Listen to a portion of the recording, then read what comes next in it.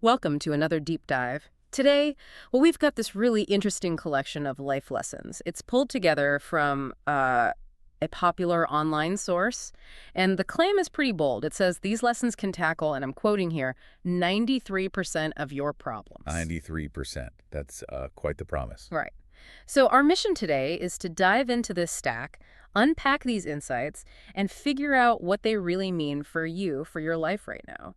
Can a list actually fix almost everything? Let's see. Yeah, it's ambitious. It's trying to synthesize a lot of common wisdom, Yeah.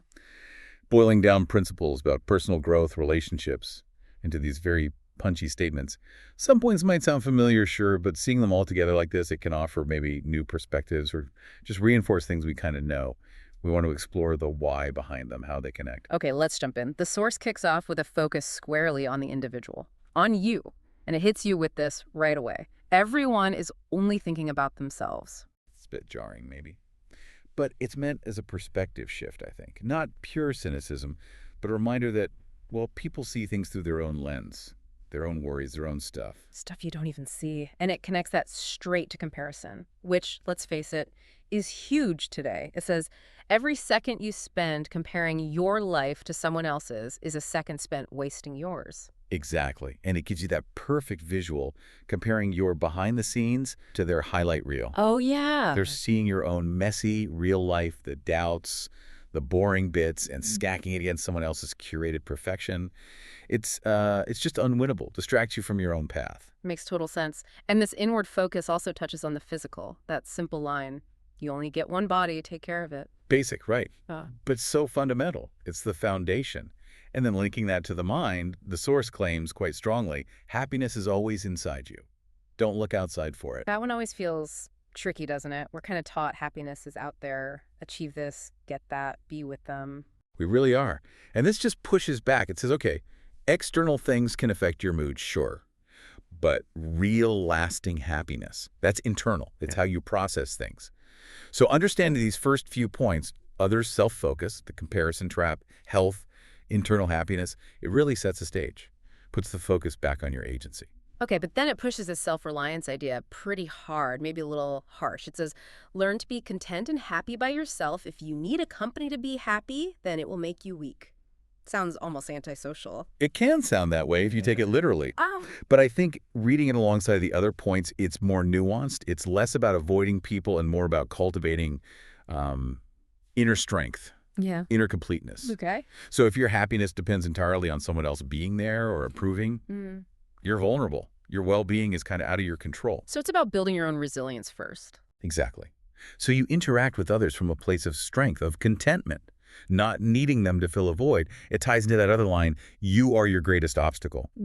Often, it's our own neediness or fear holding us back. Right. And it does acknowledge pain, like missing is a part of getting over someone. Yeah, it acknowledges the hurt is real, but it still circles back to, your core well-being shouldn't be permanently tied to that one person.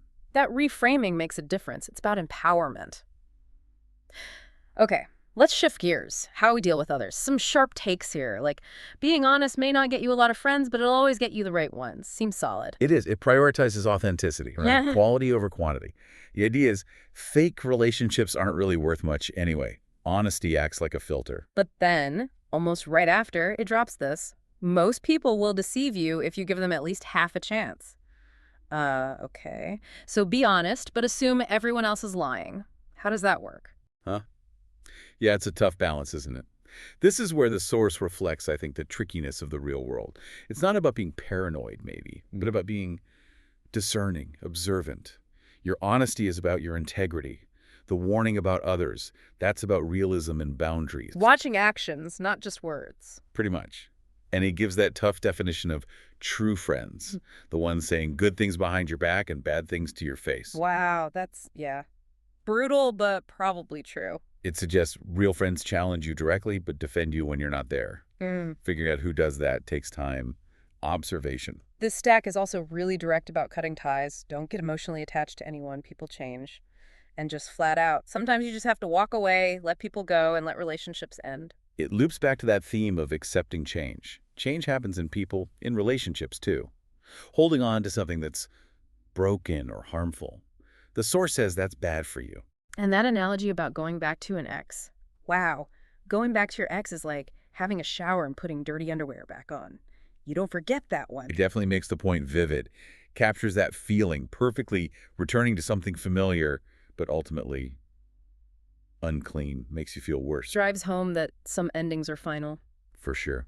And the source frames letting go, even though letting go is very hard, as the best thing to do with time, it's self-respect, looking out for your future self. And it all kind of builds to that key principle. Never make someone a priority who only makes you an option. Align your energy where it's valued. Yeah, that's powerful. And managing relationships often means managing yourself, right? Your emotions. The source hits this hard too.